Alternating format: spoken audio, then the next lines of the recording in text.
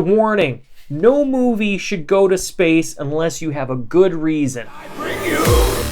Hello everyone, and thanks for tuning in for episode 13 of Any Bloody Thing. Today we're going to be talking about movie franchises that have gone to space, but shouldn't have, and maybe some that should. So sit back, relax, and be sure to give us your thoughts on movie franchises that have gone to space. Right, Barbara, I ran it under a cold tap. Hey, this is Any Bloody Thing. I'm Travis Shuchuk. I'm Braden Croft. And, we're here back talking about something that we just heard recently was, franchises sometimes make too many movies. Yeah, you get up there in the sequel count, you're basically double digiting it. And what do you do next? There's a point where you hit, I feel like the ultimate shark jump of film franchises is when you literally run out of every plot, every story you could tell on planet Earth. The whole fucking planet is just expelled of ideas for your franchise. You gotta go somewhere. Where are you gonna go? Well, the only place you can, Braden, space. Outer Fast space. and the Furious just announced that they were gonna do that recently here for the new film. They just said, let's go to space. And I joked about it, but I almost want to do it with you though. Is do like a spec script on a crossover of I'm not even shitting you. Just hear this, because it would probably be a hit, and somebody else steal it later. Okay. It is Fast and the Furious crossed over with Transformers. They drive the Transformers. How has this not been done, Michael Bay? Off a cliff into space. Well, they could. They're from space. They can do it. You got Mark Wahlberg. Yeah, and you got the Mark Wahlberg, and you do the crossover with those guys. Yeah, Vin Diesel. It's so terrible it would actually be a hit. And toys, guys. The toys. That's your fortune right there. You keep it's those. True. You got yeah. But anyways, space. Yes. When the franchise runs out of ideas, go to space. Go to space. Okay, now, first things first. Before we jump into films that have gone to space already. Yes. Films that we think should go to space. We should probably note that no film, unless it's set in space, should go to space. Yeah. Very few. I mean, not really. It doesn't make sense. Like, if there's aliens involved, if there's technology like where space is an element, sure, that always makes sense. But to take something so rooted in Earth, albeit a fantastic, ridiculous, stunt-driven world, yes, where things explode, no one dies, or whatever. Where it's not real Earth, but it's still not space. It's not space. Especially when it's contemporary. It doesn't, like, I don't know if you've noticed our space program. We don't just anybody can, let's go to space today. Like, it's not an accessible thing. So to take your franchise and go to space is kind of a stretch at any time. Yep. So, without further ado, let's just give our quick thoughts on what the hell is going to happen with this Fast and the Furious movie. Wow. Is it to the point where, is it kind of like an inside joke? Like someone just said, let's just put them in space. I've honestly joked about this before for like a while. So I'm like, they're running out of shit. Once there's submarines and like helicopters, it's funny because like this franchise started as just a small movie. You know, it's a racing, like underground street race shit. It had heart. The first one was actually like, you know, it was a fine movie. It was a fine movie for what it was. It did everything they needed to, and I liked it. It was for, you know. We were younger guys when it was made. Sure. And I remember people seeing that film and then souping up their moms like Supra. Oh, everybody had a spoiler. It didn't matter what it was on. Honda Civic. Yeah. The bigger the spoiler, the faster your car went. Yeah. The more stickers you got, those are like speed stickers. Always. And now, when they release this thing, is there going to be like a little bit of a cultured race to the moon sort of thing? Are people going to be like jamming out on like full onesies? I kind of hope they have spoilers on their spaceships. Yes, their backyard spaceships all decked out, and all the windows are tinted. The wheels on the thing to bring it out are kind of cocked at that like drifting angle and shit. They drift in space. So how are they going to get there? Does a threat force them off Earth? I mean, like, let's face it, this franchise has already gotten some pretty high-tech, crazy shit. Right. So, and there's like government agencies that have like whatever, like it got nuts. Like they're James Bond films now. They're Mission Impossible. Right. They're to that level. And they're, you know, whatever they are, they're still like a fun popcorn crazy. Right. Just, they became that, right? And not all films can grow from an organic single film that does well. It was a surprise hit, I think. Oh, 100%, yeah. And then just took off, and then now it's going in this direction. So that's few and far between to accomplish that. Yeah, no, you got to give it to the franchise. They even had the possibility to go this far. Right. But yes, I do feel it is a shark jump. It is the ultimate in just like, well, we ran out. We just, if it's going to be fantastic. And maybe it is kind of like, here's the last one, guys. We're going to space. Yeah, I mean, it's either they go to space or they go to the center of the Earth. Yeah. Or become molecule-sized people inside of someone's body. Where you would go. Like, and maybe that's it. And maybe space is just a smaller element that, you know, they're not going to tell us yet, too. Maybe. It's like, we've gone to space, now we're going inside your body. Yeah. And you're driving like all-terrain Humvees through the veins and like into your heart and shit. We gotta go until we expand. And Vin Diesel's in like his Charger, like shrunk down. He's just driving through veins, blowing exhaust in your body, and you're like, you guys gotta fucking die. Yeah. Okay, so let's look back at the films that have done this before. Okay, you were almost gonna pitch movies that we were considering to go to space, but we'll do that after. I think after. Let's cover ones that did. So first franchise. Let's start with a non-genre one. Okay. And by that I mean, you know, horror and all that. Yeah. James Bond has got 24 films already? Something like that? It's huge. Yeah, that franchise is nuts. And it's been spanning since the 60s, right? Like, yeah, you give the person a cheeky name, like Humps a lot. I don't care. You know what I mean? Like a lot of vagina from Austin Powers. Yeah, things have been, you know, taken with a grain of salt from the get-go. Like, and it's funny. There's a recipe to it. 100%. And it's fun. I love James Bond movies as much as anybody else. Now, James Bond, if people remember, he went to space on Moonraker. Yes.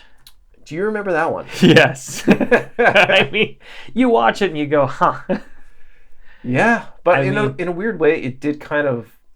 It never stuck out to me as weird. Maybe because I was a little kid. I think probably because it is weird. Right. And I don't think... If you compare it to the rest of that franchise, I mean, why is it in space? Why did they do that?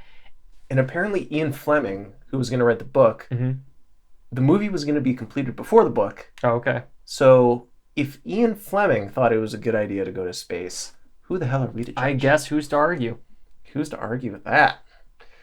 But if anyone's going to go to space, it should be James Bond. Sure. Pop quiz. Yeah. Who's the better James Bond, Roger Moore or Sean Connery? I'm a Sean Connery guy. I always dug what he did with it, to be honest. I really like him. Yeah. Yeah. I mean, Roger Moore is great. But yeah, I even like Pierce Brosnan a little bit more. Well, he was our era James Bond. I mean, growing up with, like, you know, GoldenEye was such a big thing. Yes. And I thought he was smooth, and he still pulled it off. And I don't know. Roger Moore, to me, had a camp. Like, the movies he was in almost felt a little campier anyways. And maybe it was just the era of, like, that stretch of films. And he was in a lot of them, too, right? Like, he was kind of like the dad joke of James Bond's.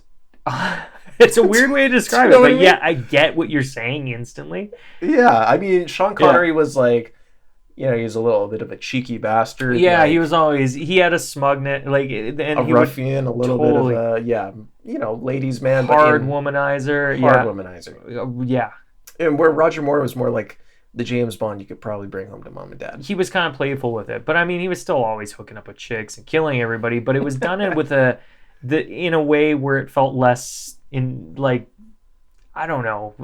bold about it. Like, it was kind of tongue in cheek a little bit more. The edges were shaved down. Yeah, totally. Yeah, absolutely. Which could be a reflection of just the era too. I don't know. Could be. I wasn't around then. No. Okay, now let's get to the genre films. Okay. Right away, Critters. Do you remember Critters? Yeah. I remember. Built off kind of the Gremlin phase. I don't know if I've seen all of them. I know the franchise is growing. They put out a movie recently here that I haven't seen yet. Right. I wouldn't recommend it. If you want to get into Critters, just go get the original Critters. I'm pretty sure That was the first appearance of Leonardo DiCaprio. He was in one of them, yeah. He was in one of them. As a kid. And there are little fuzzy things that basically look like a mix between a gremlin and like a hedgehog. Yeah, they have those spikes and ton of teeth. Yeah, they're fun movies. Like I see. Creature design was pretty decent. I grew up on all that shit like back then with that, so like I have nostalgia for it. So it's hard to pull myself away from that. So for a new viewer, I don't know. And the fourth one, going to space, isn't out of the realm of possibility. No, because they were aliens, right? They were aliens. So that one it's actually a pretty apt way to get into space when your creatures themselves come from space. Yeah, so that's less of a shark jump. So moving on to another one, Hellraiser, which did not start in space. Did not start in space at all. But at the same point, if you think about hell, right, and the Cenobites being kind of these immortal beings, they're not really, they're not human by any means. They're demons, right? So can they exist anywhere, anytime? Probably. I mean, why not? How does it get the space? There's parts of the movie that go in. There's future stuff, and there's all this flashback stuff. And he was the guy in the future was from the same bloodline as the guy that made the original like laminate box, that did all the open hell, right? Of hell. Hence the name Hellraiser Bloodline. Yes. Okay. So it actually did make sense. Is it scarier to be in space with the Cenobites, or does it matter where you are? I don't think so. I just they're not guys you want to be in the same room with, right? Like they're it's changing the wallpaper. Yes. It's here's something new. We haven't gone to space, but really, I don't think it furthered the story in any real meaningful way. No, and I feel some of the things that did further the story were actually just telling you backstory. Right. So I think there were some scenes back in the. Showing the box maker and all that stuff. I was interested because that was never touched upon before, and it was kind of filling in the gaps a little bit. It's one of those things that it ruins the mystique and almost robs you of enjoying the first ones, but you also want to see it just to see it. I mean, we all got that little question of like, well, how the hell did this box come about? It's like Darth Vader. Yeah. How did he become Darth Vader? Yeah. You want to know, but once you know, you go, nah. Or even the zombies from the Romero films. I mean, there's Night of the Living Dead kind of hoax. And speaking of space, there's a lot of space reference with there was the was it satellite or something. Or... Yeah, and then there was something that came from space. Yeah, and they were saying that it was radiation from space, possibly. They didn't tell you that though, but it was one of the heavily like when they showed the TV reporters talking to some of the government guys, they were mentioning space. I feel like if Night of the Living Dead happened now, like in real life, that there would be deniers out there saying it's a pandemic. Yeah. Oh yeah. For 100%. 100%. It would apocalyptic until you're getting bit. Yeah. 5G networks are turning people into satellites. Yeah. It'd be conspiracy though. Yeah, 100% there would be. Here's another franchise that went to space. Do you remember Leprechaun 4? Yeah. Okay. Yep. I mean that one. I think Leprechaun period, like full stop, tongue in cheek. It's a goofy movie. Well, he went to the hood twice. You went to the hood twice. So space once, hood twice. So it doesn't feel out of left field. I mean, it's a goofy franchise, right? Like it is. Totally. It's as much comedy as it is horror, if not more comedy. I feel like these films too, especially the low budget ones, they try to make what they can with means around. So what I'm trying to say is, there's probably a set that was made, and they're like, let's throw in a spaceship, or just something interesting to break it up. Or they had a couple of good gags that involved space, and they thought, well, we could build something around that. We got these 4 puns to use, but they're in space. Can we get it there? It could have been. It could have been. I mean, to be a fly on the wall on that, sure. I mean, because that is a bold move to take a character like that and just throw him into space, right? Warwick Davis. Yeah. Is that I got the name right? Yeah. Is he still a leprechaun? No. In the later films, they did change the actor. Oh, he was the professional wrestler. Yeah. I'm pretty sure he was a wrestler. I'm not sure. Somehow Leprechaun became a WWE because I'm not sure, and maybe I haven't done research on that personally, but I know there were 2 films without Warwick at least. Because there was Origins and then there was another one. Yeah, he was. I gotta say, for a franchise it's so polarizing, you either Oh dive yeah, in both feet or Yeah. you don't care for it. yeah. He makes it very entertaining.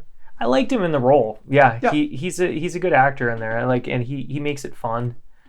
Here's one that people. This is probably the most popular of the Gone to Space series, besides James Bond's movie. Sure. Jason X. Jason X. Okay, yeah. Remember that one? I like Jason X. Yeah. It's got some moments in it. The sleeping bag murder. Do you Sleeping remember that bag- one? Yeah, the hologram sleep just bat. It's one of my favorites. Yeah. So- and the freezing one. The freezing one Yes. where he dips her head in the cryo like whatever liquid nitrogen or something and then smashes it. Beautiful. Yeah.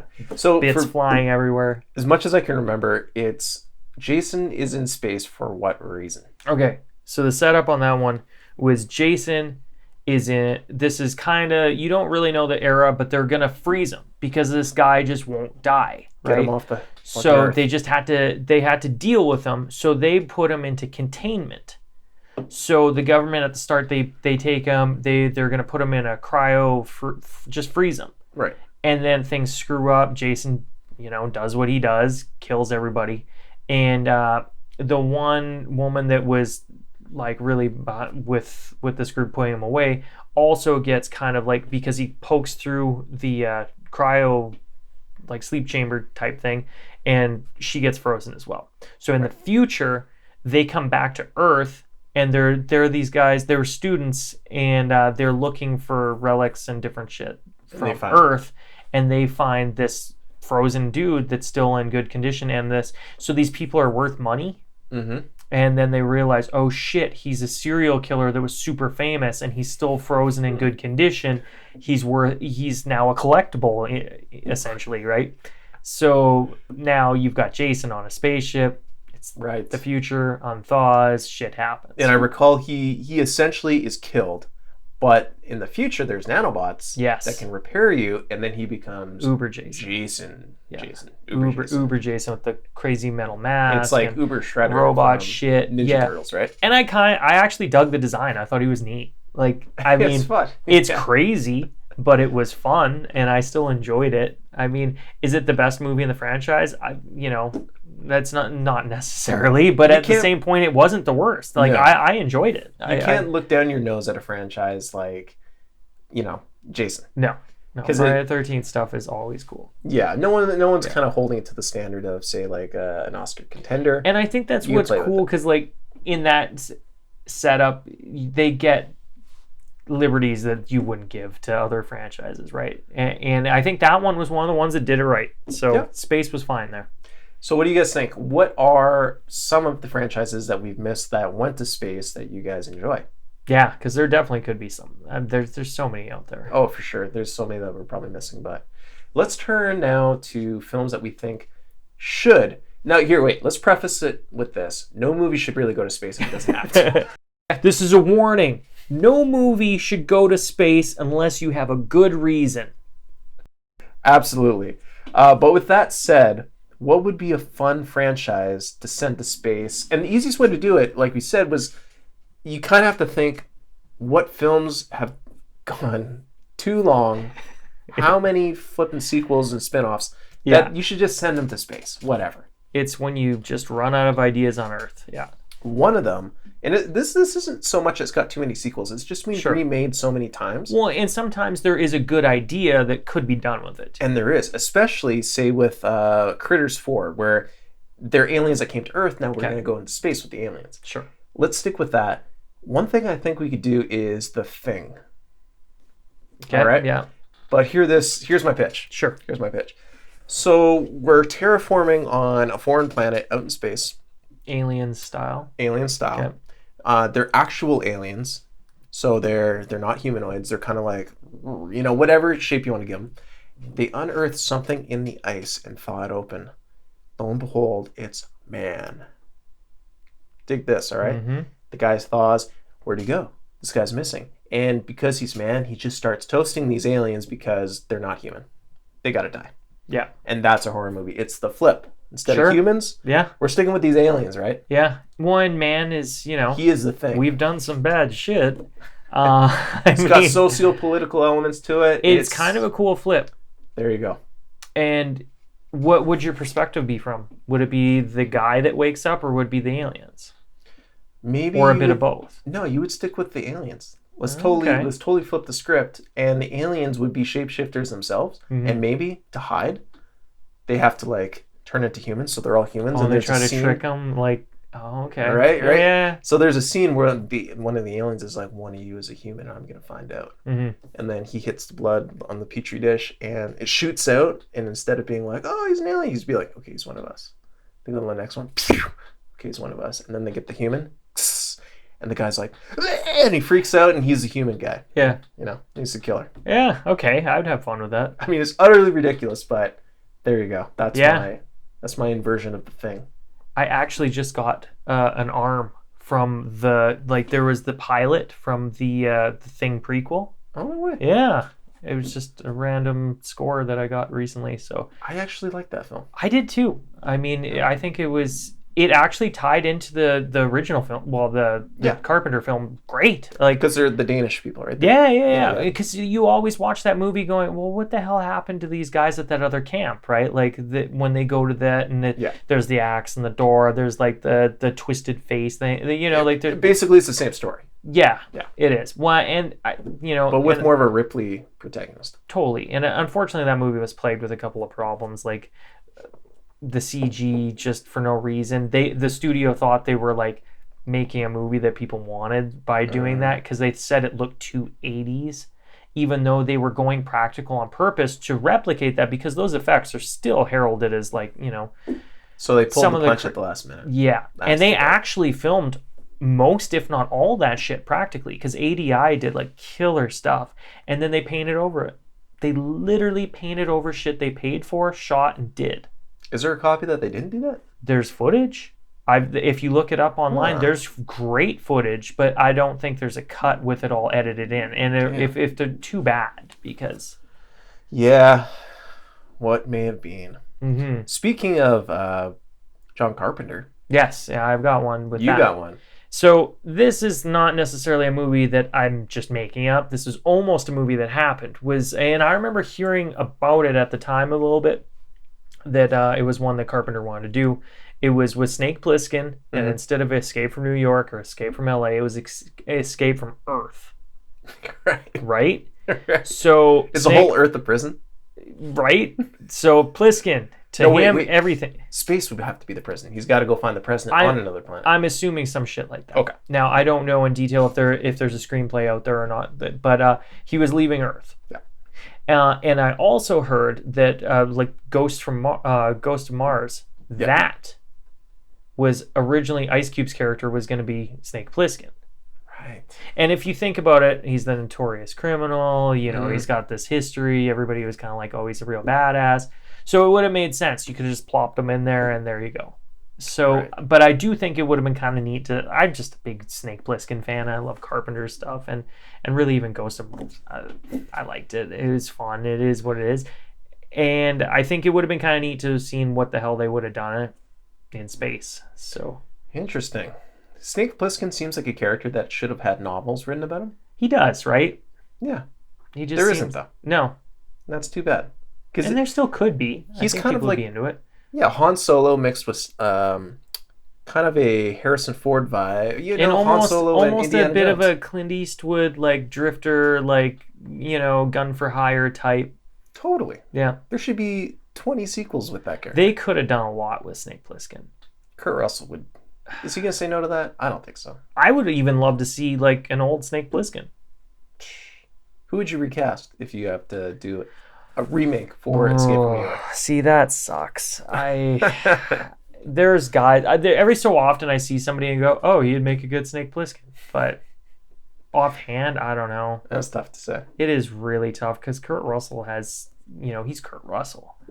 Yeah, but they don't make stars like that quite the same anymore. No, he was a different kind of thing. Another movie that I think would be cool, we were kind of chatting about, was A Nightmare on Elm Street. I mean, right. Like it's one of those franchises that. Hey, if Jason went there, he's a real thing, he's got to keep up with that shit. He's got to go to space too.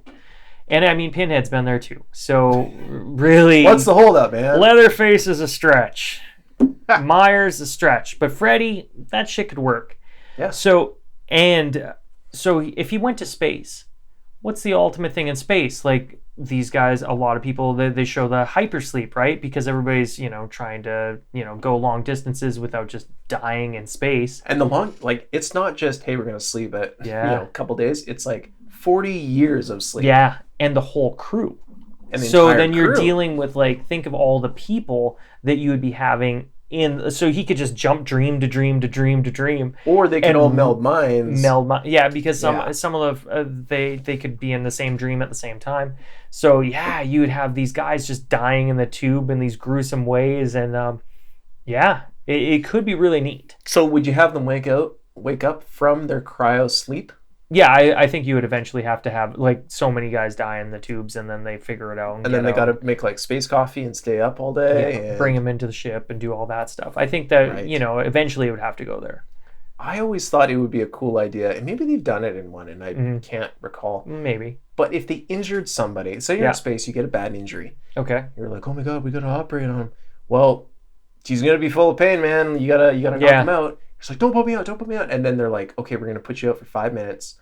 Open heart surgery you in 5 minutes. Yeah. And just live through that for a bit, like just make it work. And the guy in his dream, he's just like running and escaping from Freddy and all that, long enough for these guys to do the heart surgery, and then he wakes up. Have they ever done that? Put someone to sleep? I don't think they've sedated people, but I don't think that they actually. But not to like save a life. No, not that I recall. If I see this idea in any Nightmare on Elm Street sequel that's made by someone else, Listen here, New Line listen Cinema. here, New Line. I think that's a cool idea. Yeah, it would be neat. Goes hospital out. Anyway, Sure. here's another one.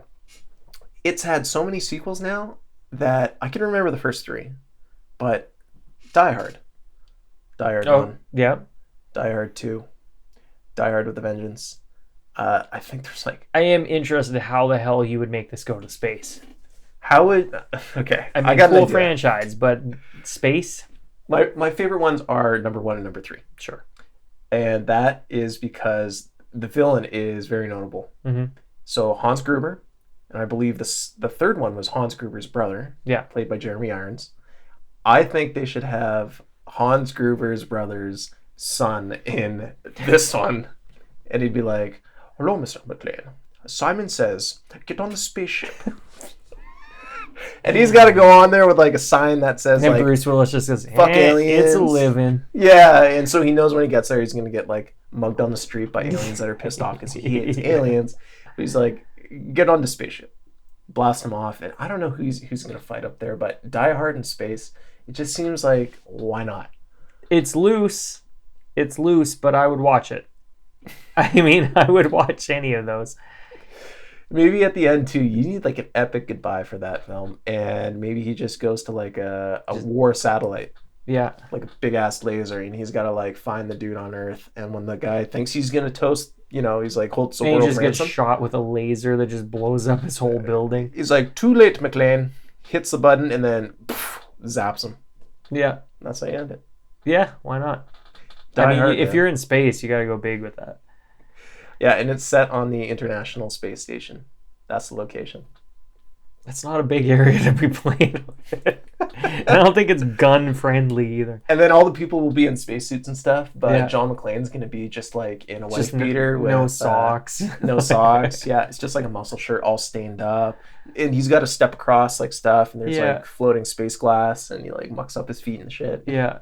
He's doing a spacewalk, just with the helmet on, but he's still got just like his wife beater and no socks. And bring back Samuel L. Jackson into that I franchise. just put him in anything. I enjoy that, man. And he could just say stuff like berate him for being white and stuff, and Why not? that whole thing. I think Sure. that'll be awesome in space. So that's it, man. I think that's our episode. All right. What do you guys think? Yeah. Is there any others that, stuff that we missed, or a film maybe that would be kind of cool to put in space? Yeah, we want to know your space films. Or did you just hate anything with space in it that wasn't a sci-fi, that was just shoehorned in for no reason? That's what we need. We need Yeah. James Cameron to make a sequel to a non-space movie in space, because I think he may be the only guy that can Well, do we it. were saying Terminator could go to space. Terminator could go to space. There's some elements there. A Skynet ship Yeah. that was taken by survivors, Yeah. turned into a good ship, Yeah. turns back to a bad ship, Yeah. and creates some sort of scrapyard version of a Terminator on Like deck. Virus. Like Virus. Yeah. The movie, Jamie Lee Curtis. Yeah, but shit, yeah. Put her in it. I like Jamie Lee Curtis. Why not? Let's do this. Leverage, she's great. Plus, she was in True Lies. Cameron, we get on it. What's the holdup, man? Why After isn't this in Avatar space? 87 or whatever, just do this. Yeah, after the 4 you're making, make another space movie with the Terminator Yeah. franchise. Save it. All right, like and subscribe below, and stay tuned. We'll be bringing out more videos in the next little bit here.